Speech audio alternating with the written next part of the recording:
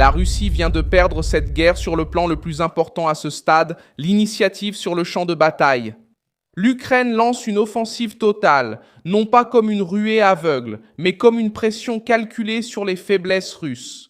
En ce mercredi 6 mai 2026, la situation est claire. L'offensive de printemps de Poutine est au point mort. Moscou a enregistré une perte nette de territoire en avril. Ses troupes continuent de subir de lourdes pertes et Kiev profite des drones, des attaques à moyenne portée, du sabotage logistique et des contre-attaques terrestres pour renverser la dynamique de la guerre en Europe de l'Est.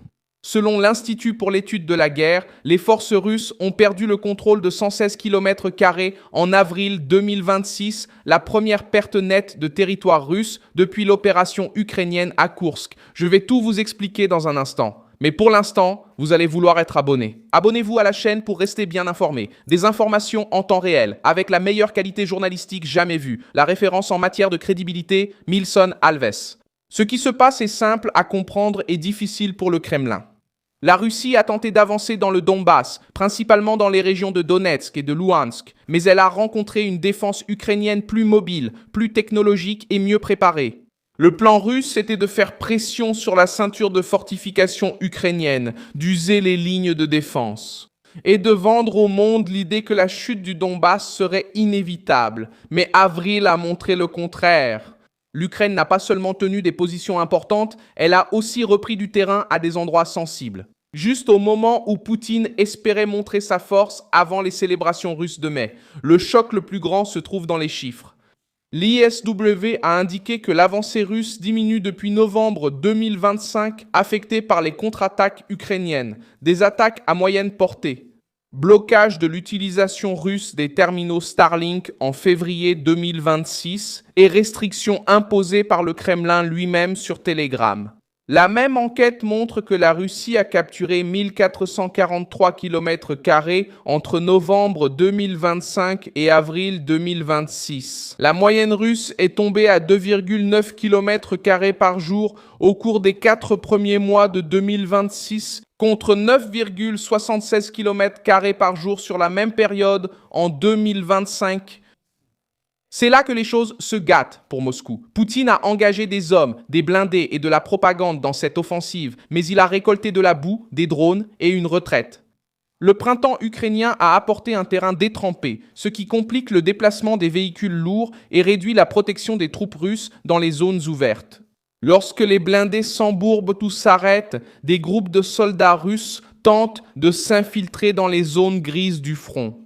L'Ukraine a remarqué ce schéma et a commencé à traquer ces infiltrations avec des drones, des unités mobiles et des frappes de précision.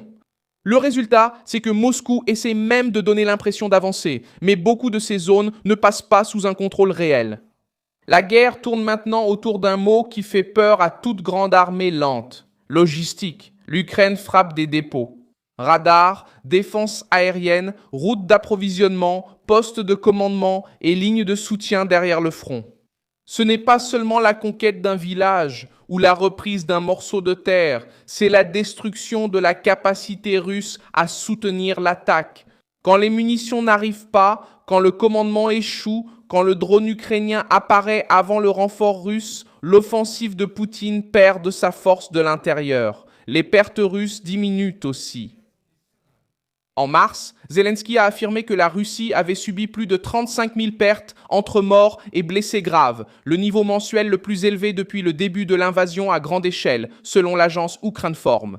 Ces chiffres sont publiés par la partie ukrainienne et doivent être considérés comme des estimations de guerre, mais ils aident à expliquer pourquoi l'avancée russe a coûté si cher. Fin avril, une autre donnée est venue renforcer la pression. L'état-major ukrainien a signalé des pertes russes. 1470 pertes en seulement 24 heures, portant le total estimé des pertes russes depuis le 24 février 2022 à environ 1330 militaires. Encore une fois, ce sont des chiffres de Kiev. Mais même avec une marge de contestation, ils montrent la logique du moment. La Russie dépense trop de vies pour gagner trop peu de territoire. Le problème de Vladimir Poutine n'est pas seulement militaire. La Russie a vendu l'image d'une offensive inévitable, mais maintenant, elle doit expliquer pourquoi elle a perdu du terrain en avril. L'ISW a souligné que le Kremlin utilise des tactiques d'infiltration pour exagérer son image de contrôle, en plaçant de petits groupes dans des zones disputées et en présentant cela comme une avancée consolidée. En pratique, beaucoup de ces points restent dans une zone grise, vulnérable aux contre-attaques ukrainiennes. Pendant ce temps, l'Ukraine exerce une pression dans deux directions. Sur la ligne de front, de petites avancées et des contre-attaques visent à reprendre les zones occupées. À l'arrière russe, des drones et des attaques à longue portée visent à briser la structure alimentant la guerre. Ce n'est pas une offensive totale à l'ancienne, avec d'immenses colonnes avançant sur des routes dégagées. C'est une offensive moderne, menée par l'usure, le renseignement, la technologie et des frappes successives sur les points névralgiques de l'ennemi. Et que se passe-t-il maintenant ? L'Ukraine devrait tenter d'élargir cet avantage avant que le temps ne devienne complètement sec et que la Russie ne réorganise ses attaques pour l'été.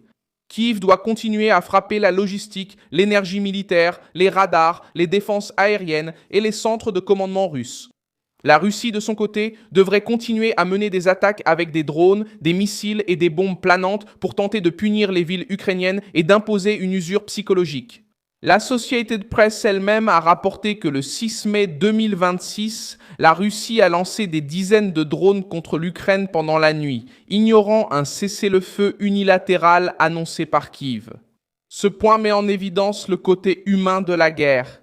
Le mardi 5 mai 2026, des attaques russes avec des drones et des missiles ont tué 27 civils et fait 120 blessés selon le ministre de l'Intérieur de l'Ukraine cité par l'AP.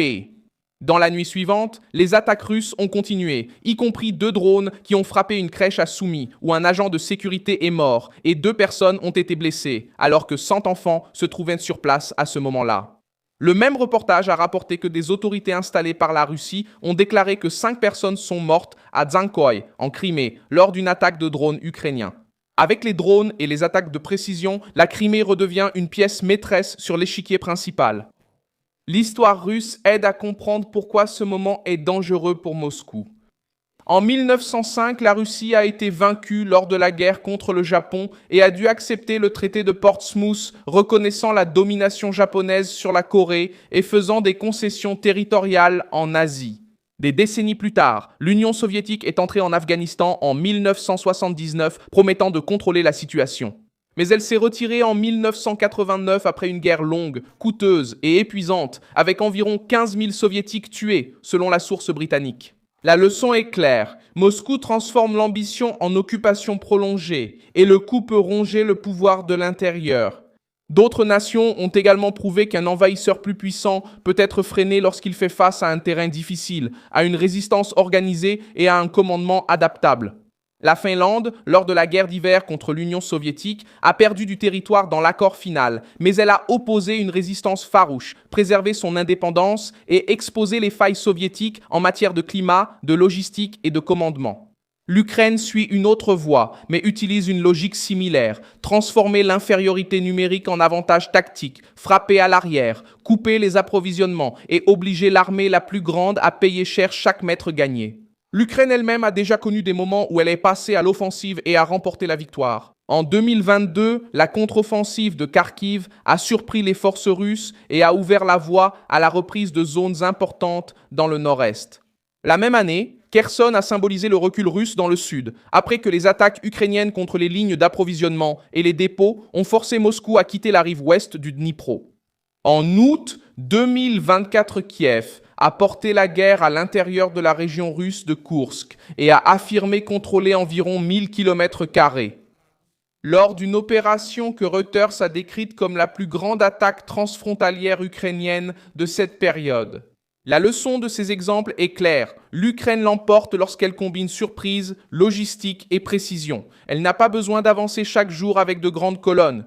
Vladimir Poutine a promis une avancée, mais il a vu un recul. Il a promis une pression dans le Donbass, mais il a essuyé des contre-attaques. L'Ukraine a perçu la faiblesse russe et frappe exactement là où ça fait mal.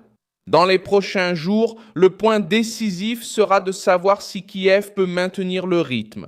Si les drones continuent de frapper l'arrière russe, si les unités ukrainiennes continuent d'éliminer les infiltrations et si la logistique de Moscou continue d'échouer. Poutine devra choisir entre envoyer encore plus de soldats dans une machine d'usure ou se replier pour réorganiser le front. Aucune des deux options n'est bonne pour le Kremlin. La première augmente le coût humain, la seconde confirme la perte d'élan. La Russie dispose encore d'artillerie, de missiles, de bombes planantes, de réserves et de la capacité de détruire des villes. Personne ne doit considérer ce conflit comme résolu.